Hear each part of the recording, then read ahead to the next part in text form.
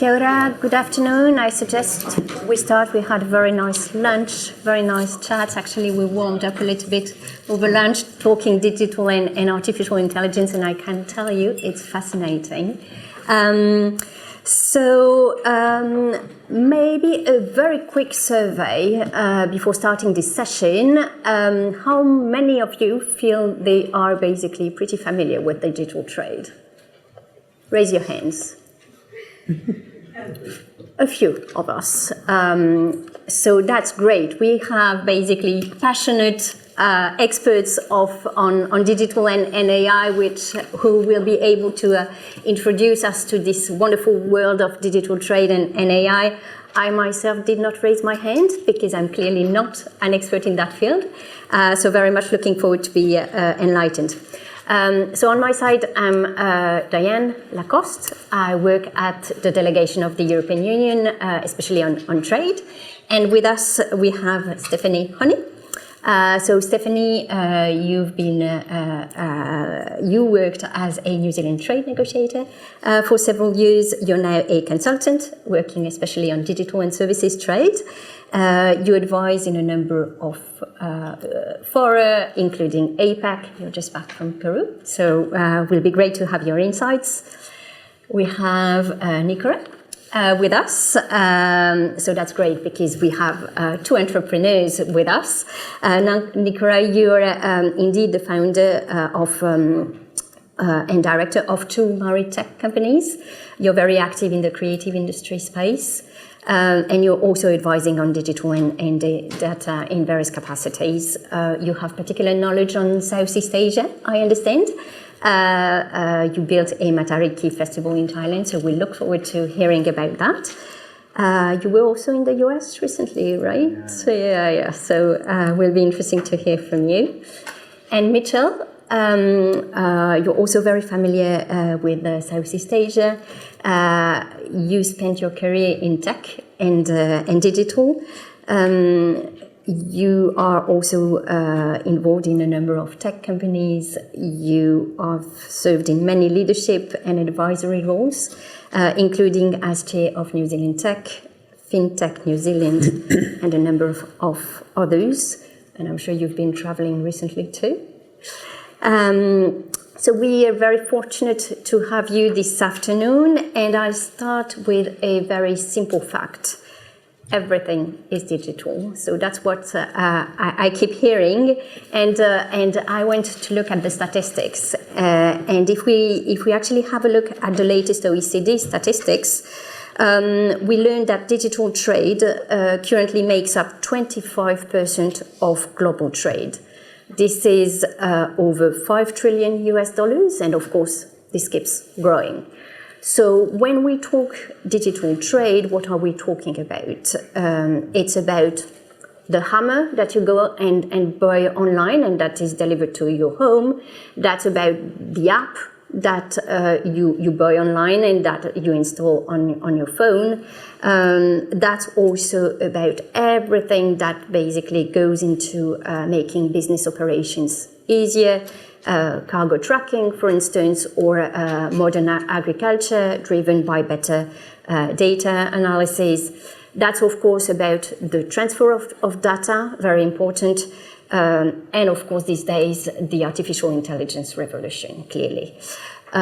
So what we see is legislative and regulatory frameworks being designed, trade rules being developed, and of course, there's a lot that we can learn from just experience on the ground. So that's something that we would want to discuss today.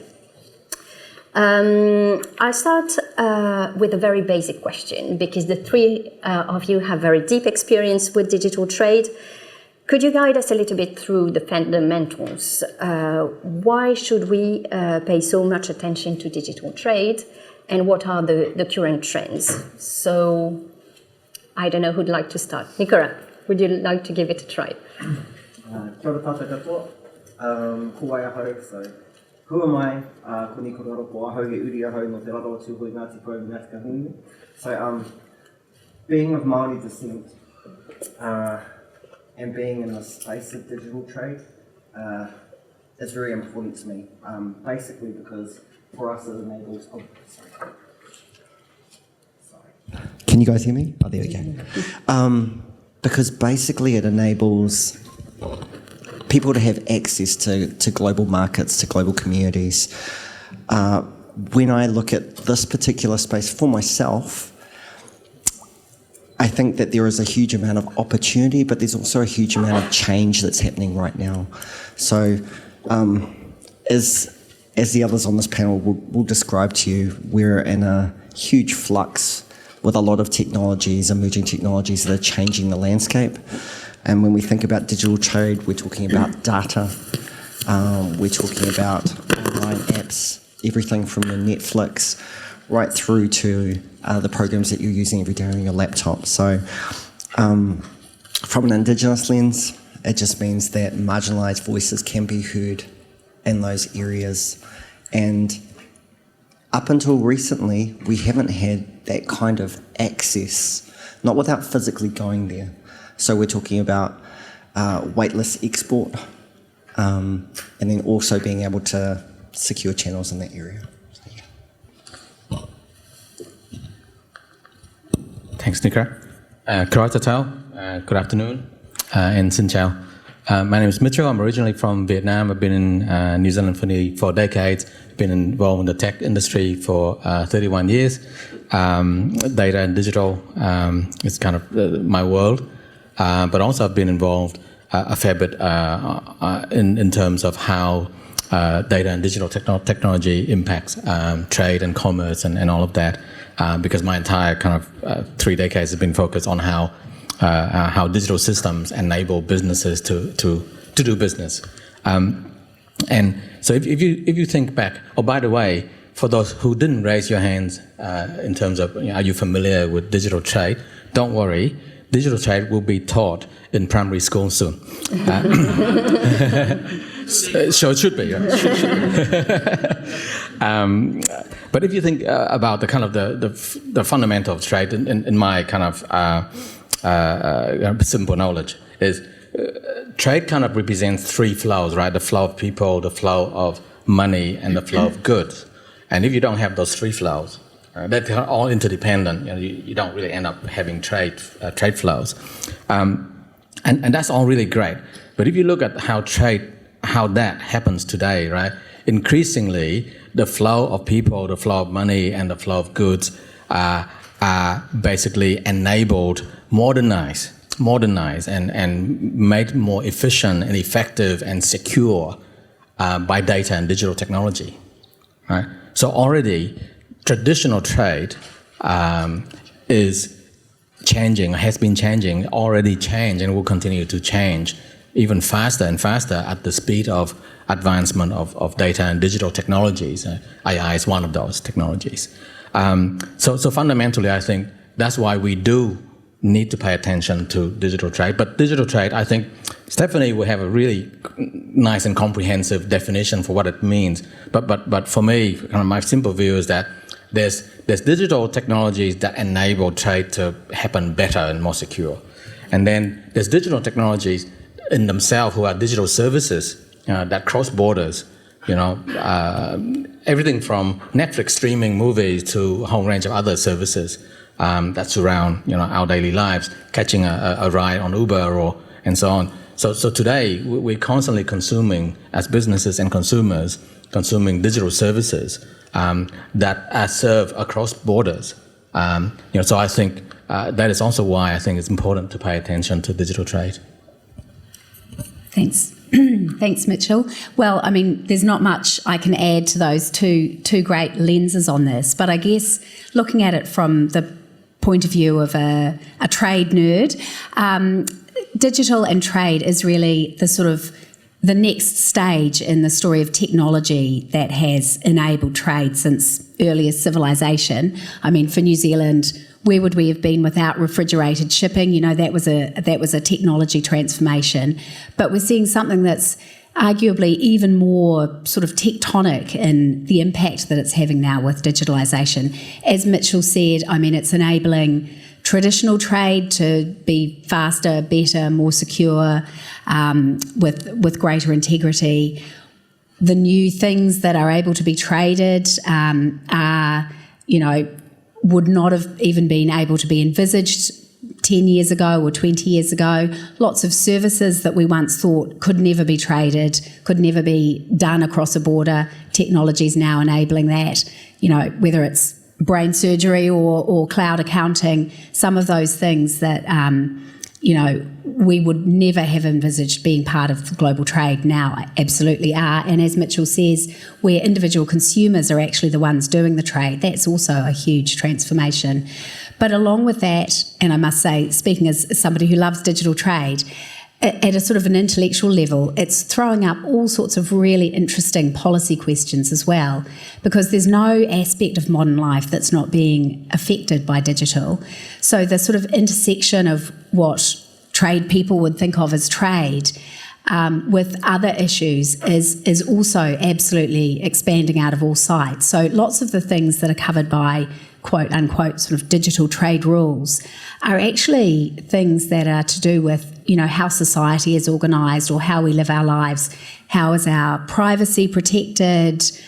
Misinformation, disinformation, all the AI stuff, all of those things are affected by and affect digital trade. So I think, it's a really fascinating transformation that we're seeing of all kinds of trade.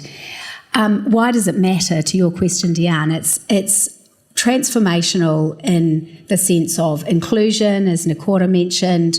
It potentially unlocks sustainability outcomes and enables us to fight climate change in a landscape, as we heard this morning, that's disrupted, difficult, chaotic even. It gives us greater resilience and ability to, have integrity and build trust. But the flip side of that, unfortunately, as I'm sure we'll talk about later, it's also increasingly an area where governments are charging in to regulate, and we're starting to see this very fragmented landscape. So it has the sort of promise of global growth and inclusion and all those other wonderful things, but also, unfortunately, because it's so pervasive and because there's this huge process of fragmentation going on, it also actually poses some risks for a small country down at the bottom of the planet that is a long way away from its markets. So, it's one to watch for sure. Thanks.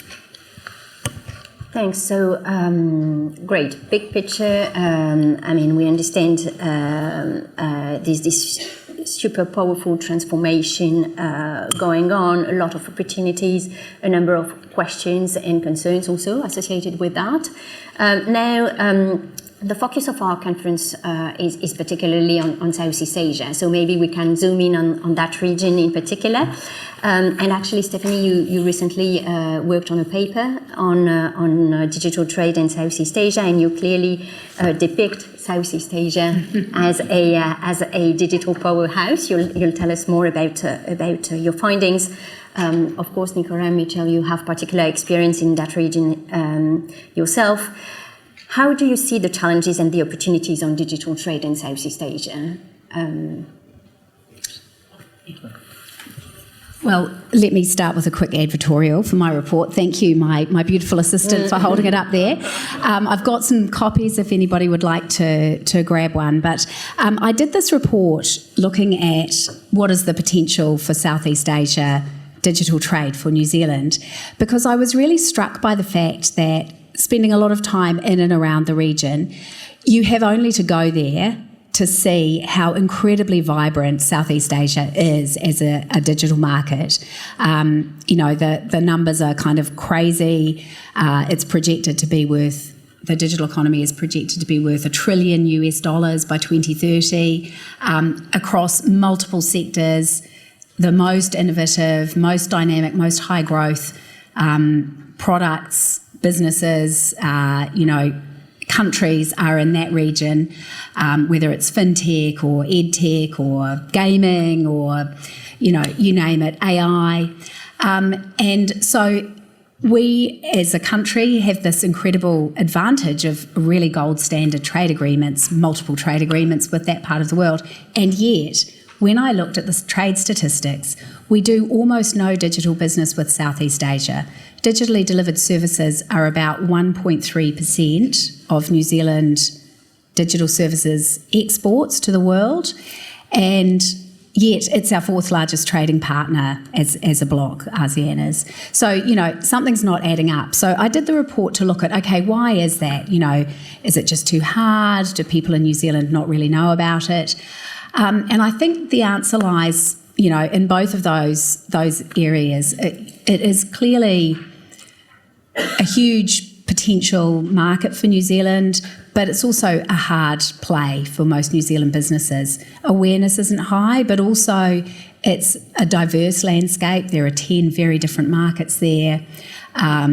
It's quite daunting to a lot of New Zealanders who I think, to be quite honest, are very comfortable in maybe the Anglosphere and have good existing networks and relationships in those markets, whether Australia, the US or the UK.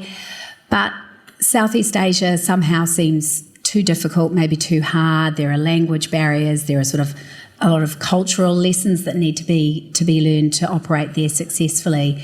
And as well as that, something that I know we're going to come back to, the trade rules, even though we have a gold standard agreement with ASEAN, are still quite challenging, particularly for small businesses.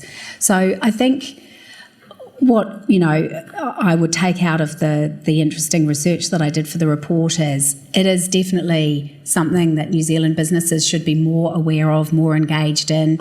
I think the government, with its burgeoning resources and ability to do lots of things, should really be focusing on trying to grow that, particularly with those lofty goals that you heard about this morning of doubling exports and having more resilient and secure trade. It's still a difficult place to operate, and I think more government support and capability building would be helpful. But I think it's something that awareness raising is probably the most important thing. There's so much opportunity there that is really given very little profile in New Zealand. Over to you. Thank you, Stephanie. Actually, I'll just follow on your profile comment there. I was shocked recently to find that most of our members of parliament do not realize that today the tech industry is New Zealand, depending on how you measure the total revenue and GDP contribution, is either number 2 or number 3 export, right, for New Zealand. And 10 years ago, it wasn't even in the top 10. Right? And when you look at how the tech industry has grown as an export earner for New Zealand, and you compare that to our other very, very top export earners, dairy, education, tourism, those industries had massive government investment over multiple decades before they became the top 5 for New Zealand. Tech has not, right? So this is not a criticism on the government. This is the highlight of, actually, if we pay the right attention to it, then especially the digital part of the tech industry, it is the most scalable part. It's most easily exported across borders part, right, globally. And it's the least. It's the one where, in order to deliver those digital solutions to other countries, we don't have to put them onto ships that have carbon footprint, right? Mm-hmm. So that's why this is so important for us as an economy. And so I think Stephanie's comment about, well, why is that then? Then we should really pay attention to where Southeast Asia is a huge region of opportunity for us. But in my first-hand experience, wow, that's really great at the high level. When you look at individual markets across the 10 ASEAN nations, right, these markets are quite unique to each other.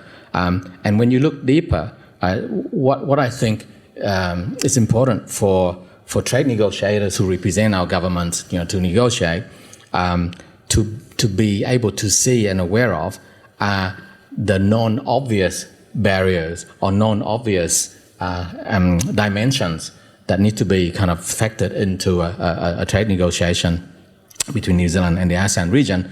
One example I had was that about 10 years ago, I was helping a New Zealand software company who was wanting to export a software system that was processing health insurance claims. And this is probably the most advanced IP in the world that was built here in New Zealand, way ahead of everyone else around the world, really, really exciting. And when we look into the Vietnam market for that, we discover that in Vietnam, and I think even today that hasn't been put in place, there's no legal recognition that the data about the patient belongs to the patient. That doesn't exist. It exists in New Zealand for a long time, but not in Vietnam. And because of that, the hospitals in Vietnam, when they collect patient data while treating the patients, they don't have to share that data with anybody else. They consider that belongs to them, not even belong to the patient. Right? And because of that, so it costs $100 to provide a treatment. They will charge the insurance company, the health insurers, $300, right? And they don't have to substantiate, with data.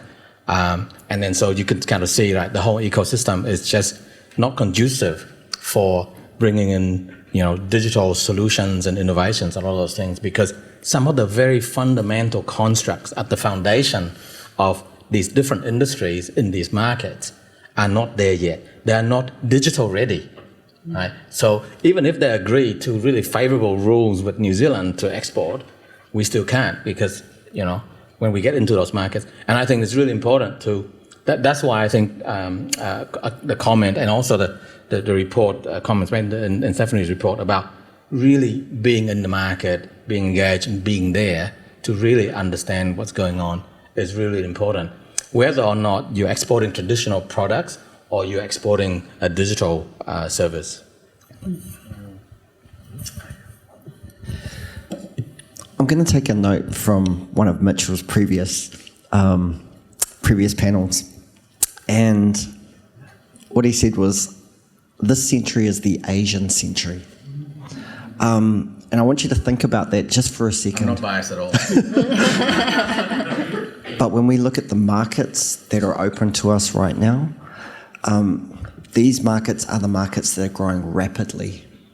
They are markets that we can enter into, that we can ship product into, whether that's digital product or whether that's commodities that we're creating here. The other side of this is that being in market, being there, digital trade is still about trade, which means good relationships, first and foremost. Your business relationships are always going to be about kanui ki te kanui, so face to face.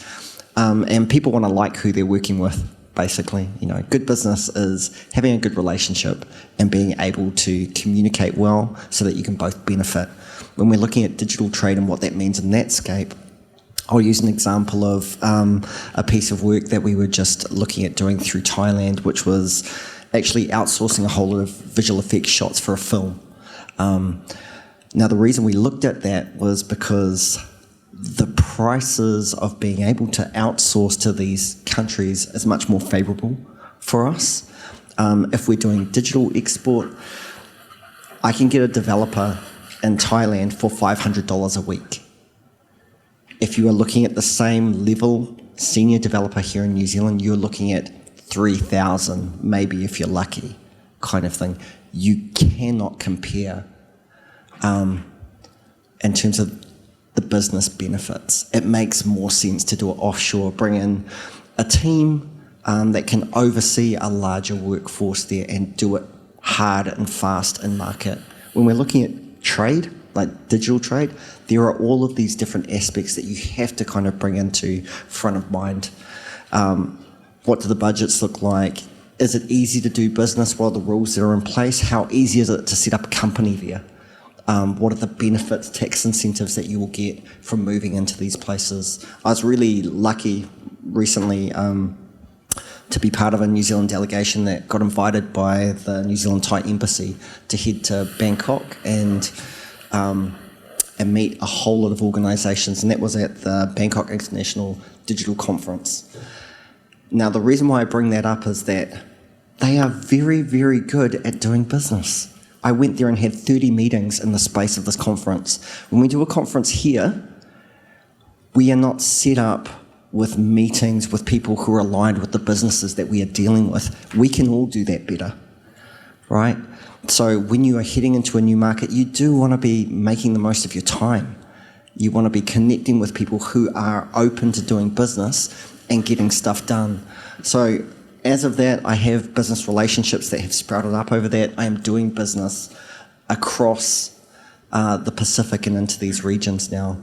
But all of that stems from being there in person, from going there, spending time. You know, it's the age-old thing of creating good business relationships, making sure that you can build trust through time, that you have shared values. The digital part is just the new extension of this old process, for me anyway, and it's been quite good. So, yeah. Great to hear. I mean, I'll definitely keep in mind that figure of tech represent. I mean, being the number 2 or number 3 New Zealand export, because this is clearly something that can inform our reflection. The huge potential as well, and your insights on how to realize that. Stephanie, there was also one aspect that you mentioned, the fact that many of the Southeast Asian countries are very active in developing trade rules. So in that field, this is a fast evolving space. We see a lot happening. So you'll probably guide us through what is happening on that front.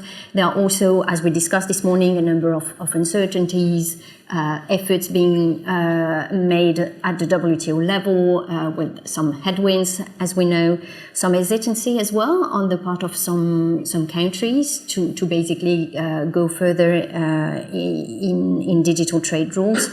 So what does the future hold? I mean, especially you've been in APEC, having probably very interesting discussions there, because I understand you told me that digital was pretty high on the agenda there. So where do we stand and where would we go?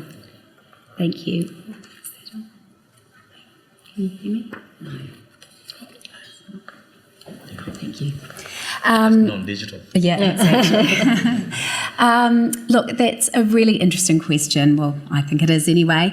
I think the most important sort of thing to have in your mind is that, and this was something that came up when I was doing the report, you know, why do we need to bother with trade rules for digital trade?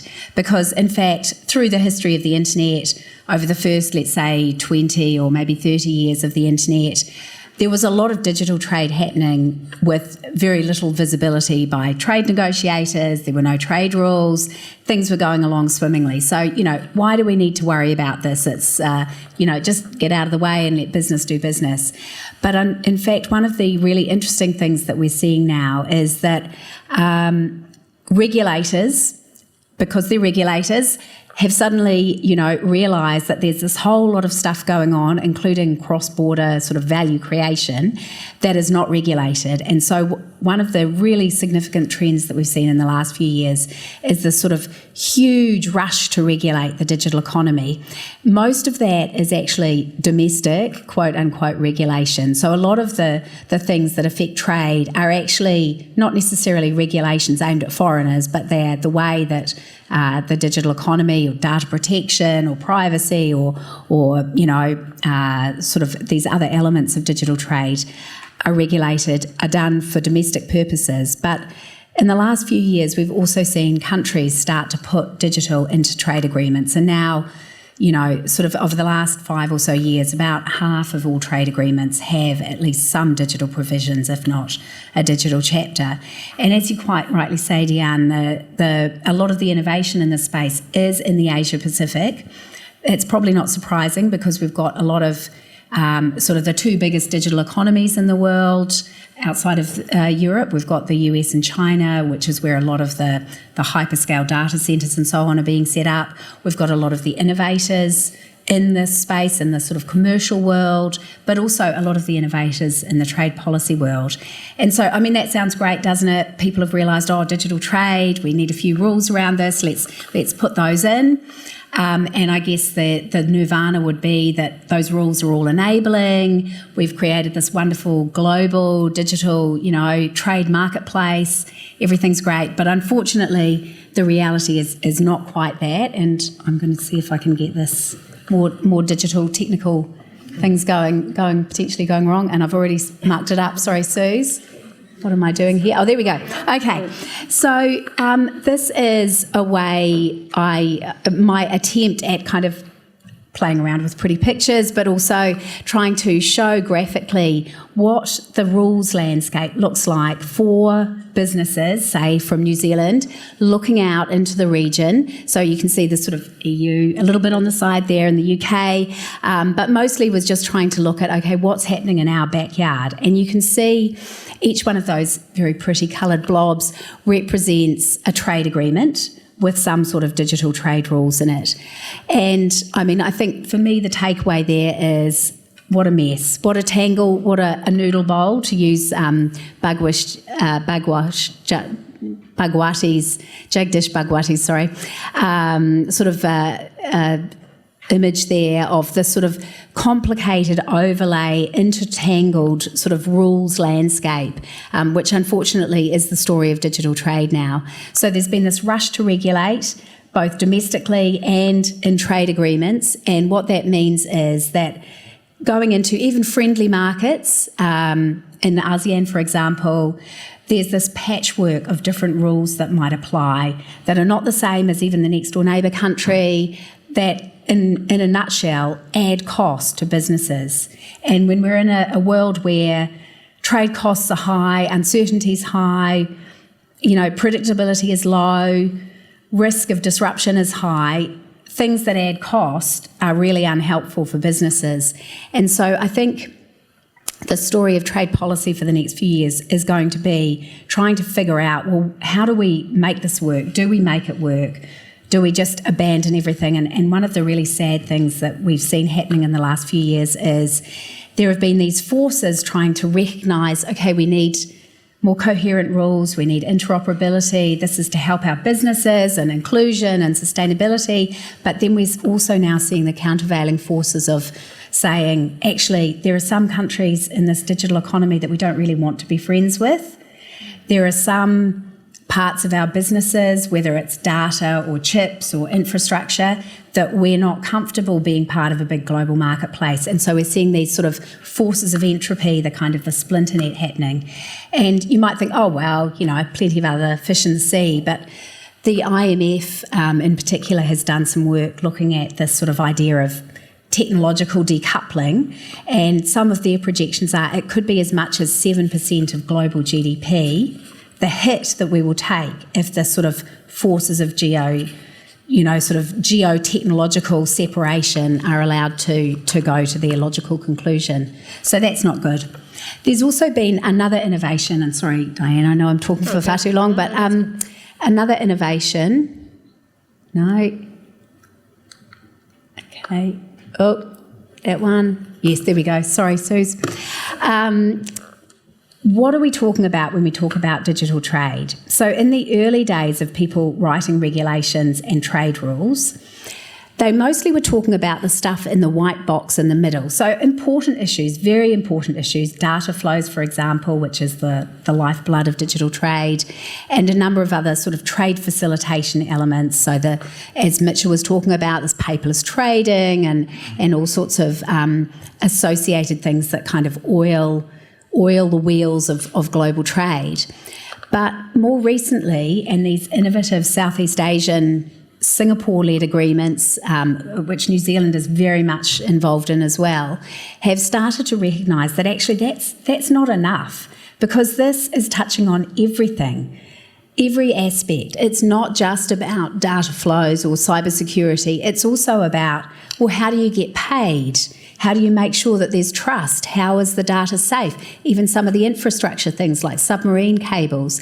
And so what's happening now is in this new model that Singapore and New Zealand and a few others are developing, digital economy agreements, they're saying actually we need rules that enable all of these different elements. And the relevance to Southeast Asia is you can see there the pink blob, DEFA. This is a new agreement that Southeast Asia is negotiating called the Digital Economy Framework Agreement. And you can see it's a sort of a slice through the middle. It doesn't have everything that the most innovative countries are developing, but it has a lot that will actually make the lives of New Zealand exporters exporting into those markets much easier. So e-invoicing, e-payments, digital identities, AI, competition, lots of things that make trade work, whether you're in the old economy or the new, are there. And so there's a really, exciting thing that's happening in Southeast Asia.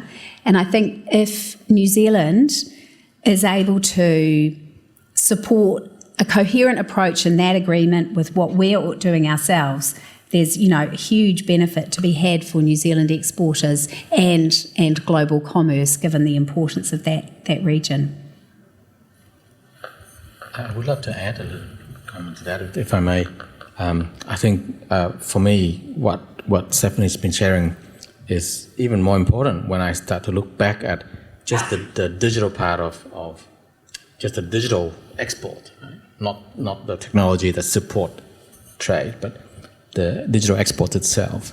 When you go to the supermarket and you pick up a tin can, it tells you what's in it, right? But today, when you log onto a software platform, you have no idea what's behind it. You have no idea where it comes from in the first place, and then what components from other countries is used behind that, and where else does it interface to make an API call, and then where the data comes from, and the integrity of that data. When it was collected, has it been hacked into? But then you are fundamentally impacted by all of that, right? So I've been leading a little bit of work under the digital trust umbrella that has direct impact on trade, but more kind of, if you look at just digital trade itself, there's this concept called digital safety. I think it's really important. I think at some point, and I'm just from the private sector, so I can't kind of predict how long this is going to take, but I think at some point, when you look at everything else, digital export, digital services that we consume, digital products, and also digital assets that we can go on to crypto exchanges and buy and trade and also. Eventually, I think they all need to have the same bill of material, the same safety regulations, the same transparency that's required. If we're now starting to look at where does a product's entire supply chain come from in terms of carbon footprint, well, it's the same thing with digital products. I think it needs to get to that point, because otherwise we can never be sure if what we're consuming digitally is going to be safe. So whilst yes, it is complex and it's a whole lot of challenges and all of that, but if we don't do that, then we'll never get to a point where consumers can even tell what is safe and what's not to use, to access. So I think it's really important what you've been doing. I think I'll offer a different perspective on things. So when I look from a practical point of view in terms of a business going into a market, there are some things that affect me and a lot of things that don't. So I will look at certain trade rules, but my hack has actually just been to get a lawyer who's in market who understands that trade agreement and what I can and cannot do. But what I've found over the years is that with the movement into digital trade, data's been super important. And the one thing about data is that currently we don't have regulations which control how that flows right now. And for our business anyway, when we've been looking at data in terms of either metrics or sending data across, there hasn't been a lot of reference into a lot of the trade rules. They have been kind of hacked or slapped together and done the way we've needed to do it to do business within that region. So from a very practical point of view, a lot of the time I am only ever looking at what affects me directly. And if it has a monetary cost, then I will look at it. If it is something that is a nice to have rather than a need to have, it'll be in the nice to have basket kind of thing. So for me, it's about what is applicable to my business right now as a small business or a medium business. What do I need to know? How easy is it to access that information to make sure I can do business there? Is it easy for me to understand or not? If it's not, I'll go get a lawyer to do that for me, kind of thing. But with a lot of these agreements, from my experience, some of the languaging has been right up here rather than down here at a consumer level. And I would love for it to be easily understood so that accessibility is a big thing. Do I want to pay for lawyers to read through all of this stuff? No, I don't. I do want it to be simple as can be. I know that there's a lot of background that goes into these. They're incredibly complex. But as a business owner, I want to know what I need to know to enter the market. And I want it to be simple enough and easy enough to find. So if you're in policy, think of the people like me. We don't do policy. That is not my thing. But I would love to be able to read and understand things without having to chuck them into ChatGPT every single time to give me the summary and breakdown. If it's that simple, it is much, much easier to kind of move through things. Yeah, kia ora.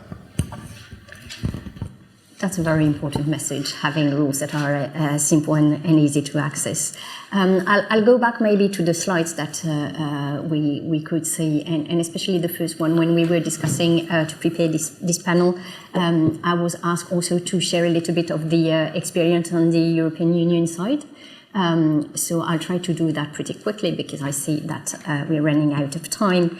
But clearly this is, digital is a space where the European Union definitely wants to be, and we've been pretty active. Actually, if we take a step back, when President von der Leyen took the helm of the European Commission, so that was 5 years ago, she made it very clear that she would have 3 priorities for the EU. It's to make the EU more geopolitical, more green, and more digital. So that has very much driven what we've done, and now that we have new EU leadership being set up, and hopefully we'll have a new commission in place by the 1st of December, and now that an agreement was found in Parliament yesterday, we can expect very much a continuity in that digital agenda, and even an amplification on digital. And why is that? Well, for those of you who are familiar with the EU, the keywords these days are resilience, boosting productivity, boosting competitiveness, and of course there's a sense that we should go full steam on digital to make that happen. And we definitely want to also be at the forefront of the development of rules. So on the internal side, that has translated into what we've called a framework labeled the Digital Decade. So we have basically objectives for transformation by 2030 with key milestones, with the frameworks in various areas on infrastructure, on skills, on public services, on business, and of course on artificial intelligence. And on the external side, a lot of focus on open digital economies. Of course, trade has been a cornerstone in the history of the European Union, and I would say that digital trade is now a cornerstone of the trade part of that history. So that's why we definitely want to be where the action is. We've talked a lot this morning about the importance of the rules-based trading system, the coherence of rules. So we are very much involved, of course, on digital in international fora like the OECD and efforts being made at the WTO level.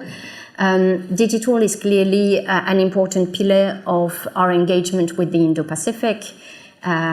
On the slide, of course, there's a mention of the New Zealand-EU FTA, which has a state-of-the-art digital chapter.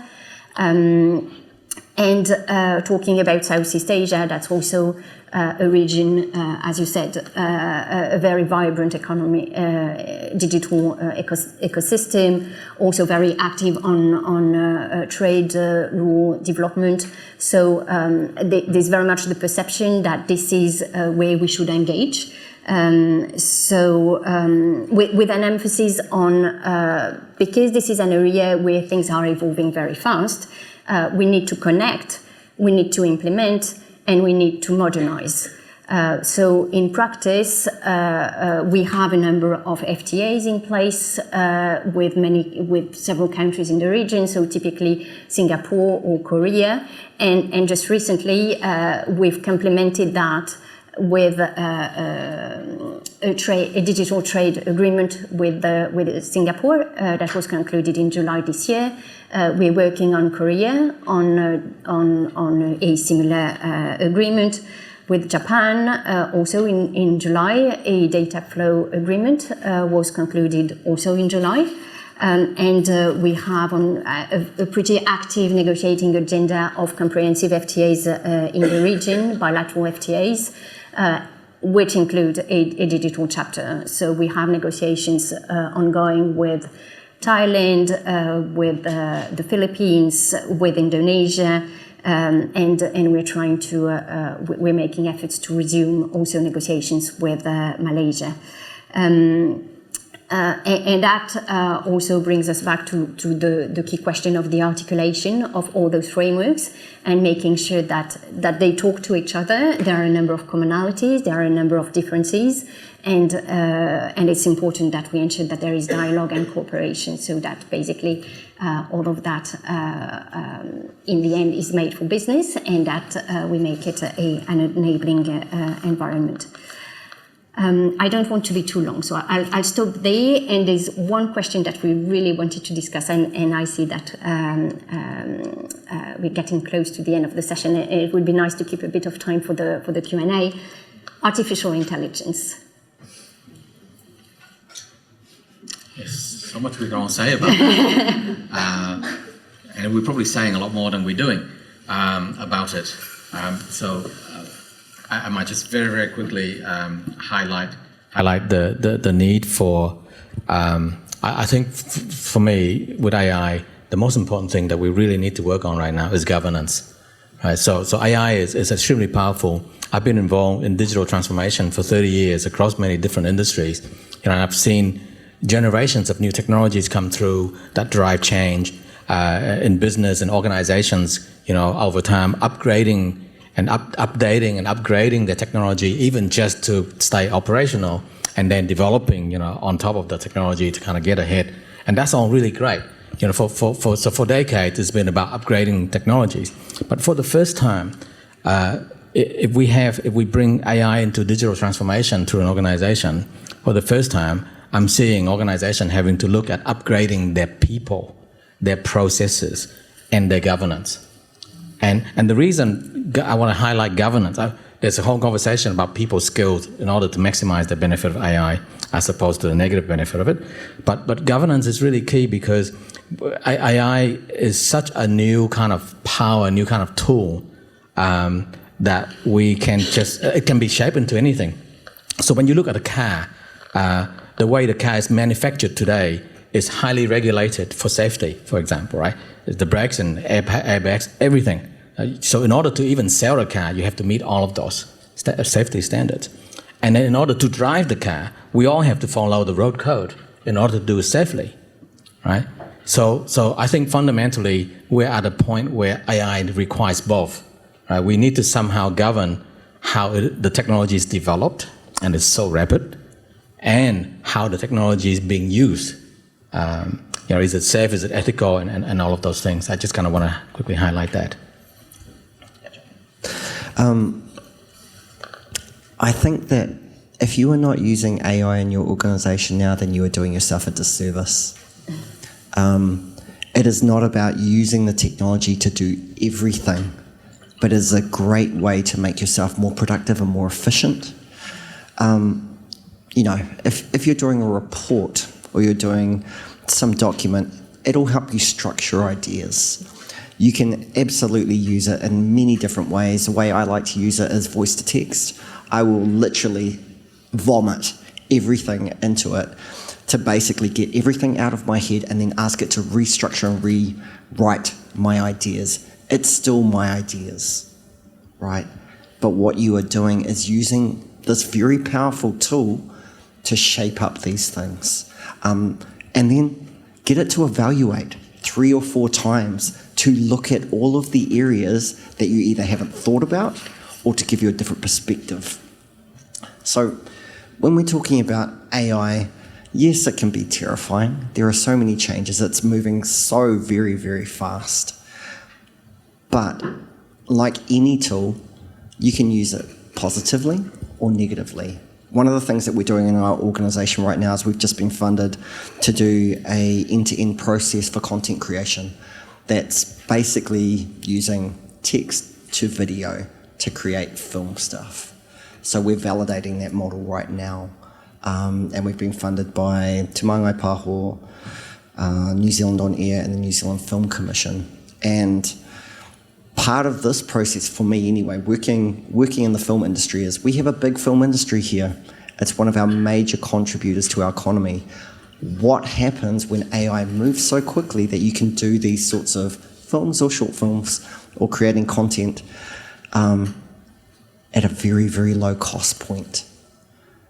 So what we're doing from our end is, how do we take along our directors, how do we take along our writers, all of our craftspeople that this is going to impact as part of that process.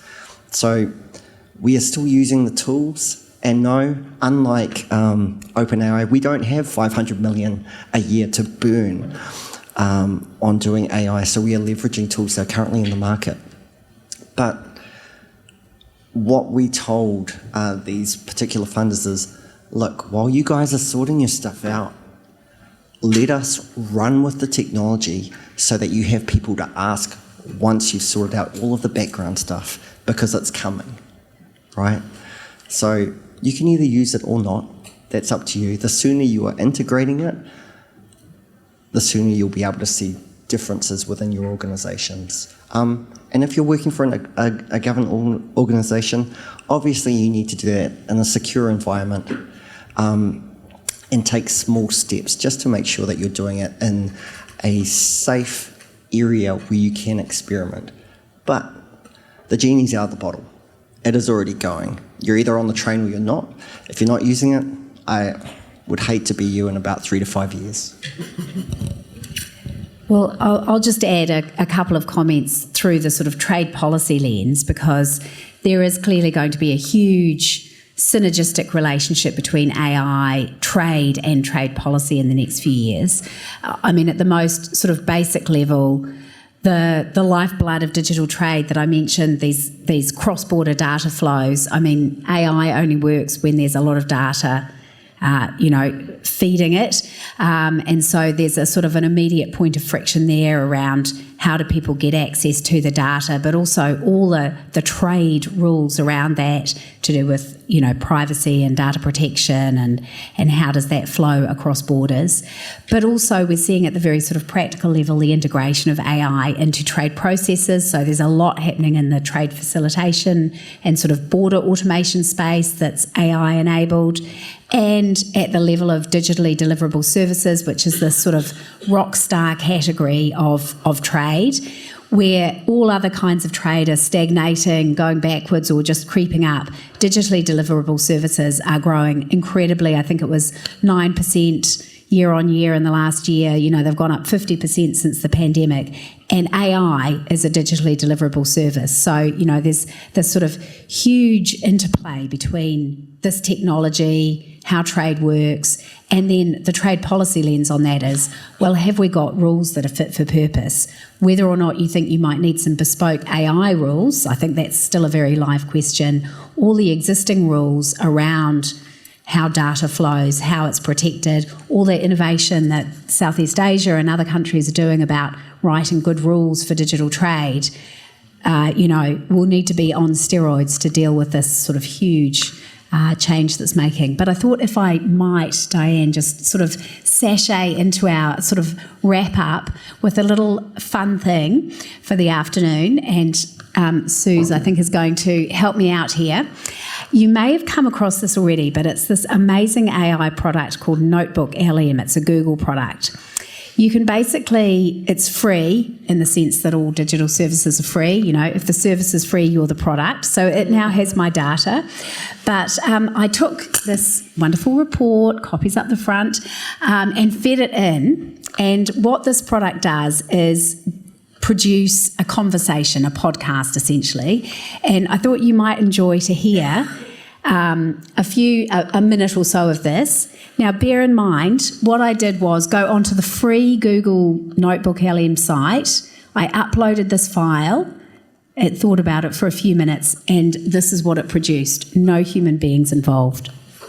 All right, get ready to dive into something pretty exciting today. We're talking all things digital, all things opportunity, think New Zealand's potential in Southeast Asia. And to guide us, we've got Stephanie Honey's Digital Horizons report, chock full of insights, let me tell you. What's really got me buzzing about this report is the sheer scale of the digital boom happening over in Southeast Asia. It's like a gold rush, but online. Okay, a digital gold rush. Now you've got my attention. So walk me through this. What are we talking about here? Imagine this, $1 trillion, maybe even $2 trillion US dollar digital economy by 2030. That's Southeast Asia for you. The potential for New Zealand businesses is immense. Wow, those are some serious numbers. This isn't just for the big players, right? What about individuals with digital skill? Absolutely not. It's a wide open field. We're talking e-commerce, online services, you name it. And the demand is only going up from here. Music to my ears. So this report is basically a roadmap to success in the digital age. You can say that. But before you grab your virtual pickaxe and start digging, it's important to understand what makes Southeast Asia such a digital hotspot. You're right. Gotta know the lay of the land. So what's fueling this digital boom? Well, for starters, the demographics are amazing. A young population that lives and breathes tech, combined with a rapidly growing middle class. It's a recipe. No human beings involved in that, and it took about 3 minutes to produce. And, you know, as the author of the paper, it produced not only quite a good summary, definitely not enough on trade rules for my taste, but it was quite a good output. And as I was commenting to a few folks over lunch, the amazing thing is it brought out a couple of insights which I hadn't consciously put into the report. It just, you know, sort of digested what was in there. So, you know, podcasters, watch out. You mean it made things up? Mm-hmm. I like your booming voice, though. You know, it's cool. So basically, get ready. Next year, you'll have an AI moderator. So I still think you'll be missing a little bit the French-speaking accent. But, so we have time for a few questions. So who would like to go first?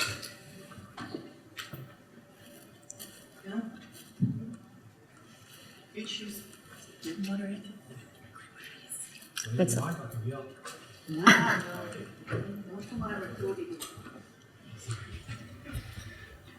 Thanks for the insights and all the details. It's really fascinating. Just reflecting on this digital noodle bowl, where we have been successful at negotiating agreements and coming to understanding between countries, it seems there's a big loophole in all the agreements, and it's the security exception and data privacy issues that mean we agree to all these things, and countries are increasingly localizing data and the compute power, which is the digital form of protection, right? Protectionism, where you're concentrating risks, you're building in huge inefficiencies. How do we get this balance right between data privacy and actual productivity gains and efficiency? So I'm just interested in digging down a bit more into that, because we can negotiate many more of these agreements, update them, but the national security exception in all of these is big enough to drive a bus through. Maybe we could take one or two other questions and then we'll address them together.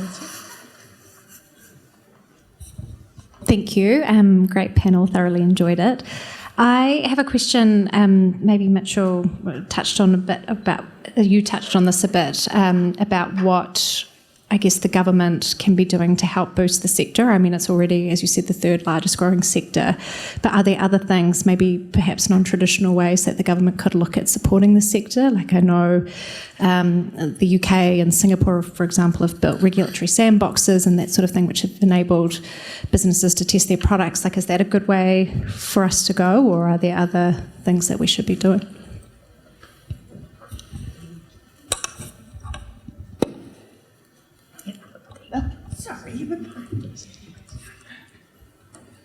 Tēnā koutou katoa, ko Nick Borthwick tako ingoa, mi mahi ana au ki manatu aurere, MFAT. Thanks so much, guys. Incredible, absolutely incredible. And yesterday we were with New Zealand Tech, and the CE told us how revenues for New Zealand, just the games, just video gaming is 500 million a year, and wool is now just 400 million. So, just crazy. Look, and the question I really want to ask is, if I had $1,000, should I put it into NVIDIA or Xero or TSMC? But because I work for MFAT, I've got a favorite in geopolitics. But look, data centers, the value of data, the digital gold rush, GPUs, semiconductors, chips, complex interdependencies. Are these interdependencies going to mean war or peace? Is it going to intensify conflict, create a hotter battleground, or is it actually a source of cooperation that brings greater cooperation? Thank you. Yeah, very interesting question. So, maybe I could start with your question, huge question, and Shiro's as well, because I think they're quite related. I mean, we are seeing these forces of fragmentation, if you like, that go from the sort of the hardware and infrastructure layer right up to the data flows and the digital regulation, unfortunately.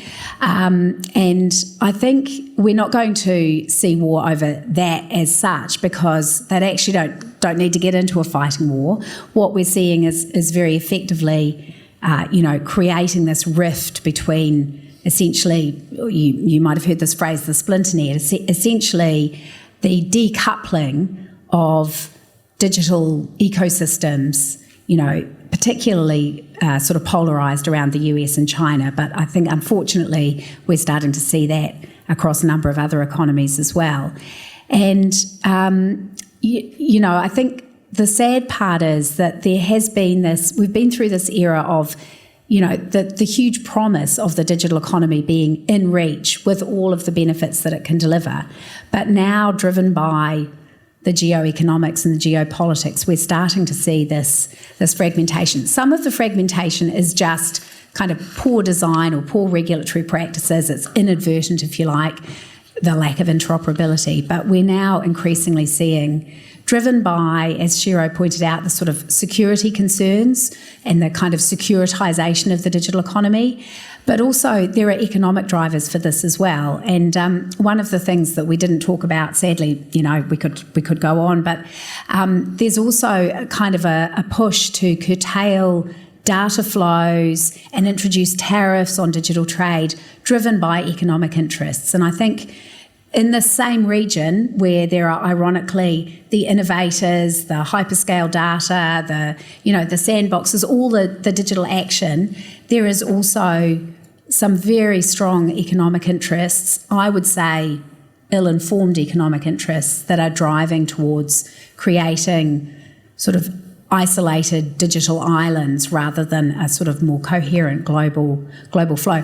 What the answer is, I don't know. And I was talking with Diane earlier. I have just come back from Lima, where the APEC meetings were happening, and APEC should be the place where we can figure out how to find that sweet spot where we're balancing out, geopolitics with economics, with commercial interests. We have most of the large sort of digital players in that forum. But even within APEC, we see this fragmentation. And on the rules writing side of things, for instance, the WTO, a group of 90 WTO members, has just developed this new e-commerce agreement. It's not quite across the line yet. It's a stabilised text, but you can see the agreements there. But under pressure from one APEC economy, the United States, the lifeblood part of it, the data flow, data governance elements have been taken out of the agreement. And then under pressure from another APEC economy, Indonesia, one of the other really critical elements that this agreement would lock in, which is an agreement, as has always been the case since the internet was first invented, of having no tariffs on digital trade. Indonesia cannot agree to that, ostensibly for sort of economic reasons, even though, as I say, I think if you look at the very good work that many economists, including the OECD, have done, that's actually not a rational economic choice. But, you know, even within the family of APEC, where we should be able to use the incubator of ideas, this pedigree of figuring things out and coming up with clever ideas, and having been talking about digital for 30 years there, we can't reconcile those sort of competing security or economic or whatever interests. So I don't know what the answer is.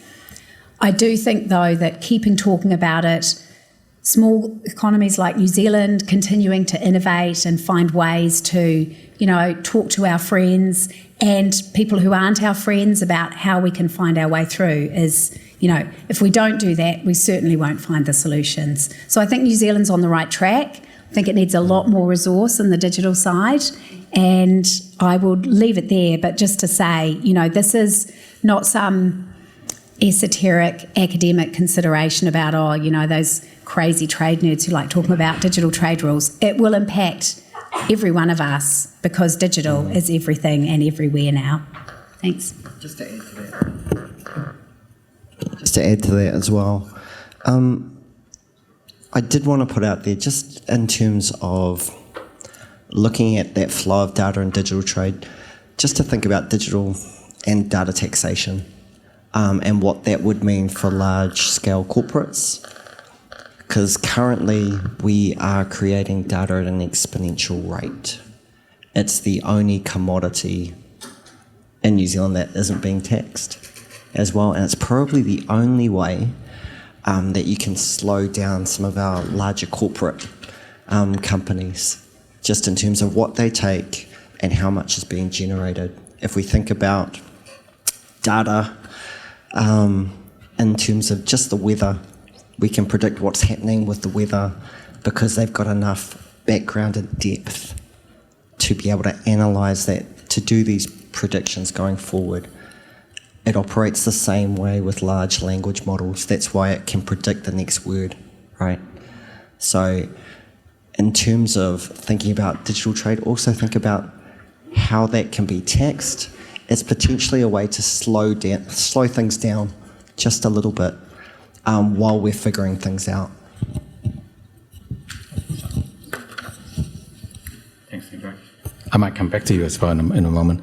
I'd love to answer a couple of questions within 1 minute. So I think you may have seen some data around some of the most valuable companies in the world today. The value of those companies are made up of like 90+% is intangible assets, intellectual property. A lot of that is data and digital technologies. Can you imagine, right, if we were to value New Zealand like we were valuing a company? Can you imagine how much value we can build into this nation based on intangible assets, right? So just going back to your question, I think there are two parts to this. There's domestic and there's international. I think domestically, the New Zealand government can actually do a lot more to help grow and advance our tech industry. Really simple examples, like we have an emissions reduction plan, but in that plan there's no mention of technology whatsoever, and yet we all know that sustainability problems are too complex for analog solutions, so data and digital technology at least, and then a whole range of other technologies are needed, right? So if we put that in there, and then we also, if the government supports the concept of having a roadmap for climate technology, then what that does is it focuses our innovators, it focuses our investors, and it also attracts international investors to accelerate our climate tech industry, for example. That's just one of many examples. There's space tech, there's fintech, there's agri-tech, there's education tech, you name it. So there's so much more that doesn't cost a lot to the government, that the government can do that will just completely lift the game for us domestically. Internationally, I think going back to digital trade and digital trade rules and all of that stuff is really, really important. But I think we need to think bigger than that. I don't think we should build New Zealand's digital economy or the New Zealand tech industry alone by ourselves. Why should we? We should actually partner with the rest of Southeast Asia, for example, and actually co-create value and co-accelerate innovation, right? Give access to a lot more room to test new innovation and so forth than just within New Zealand, right? So I think we need to think more collaboratively internationally. Thank you. And then just last but not least, just one quick comment about where's the balance of privacy and data ownership and things like that. It is very complex because each country has a different culture, and culturally that balance sits in a different place.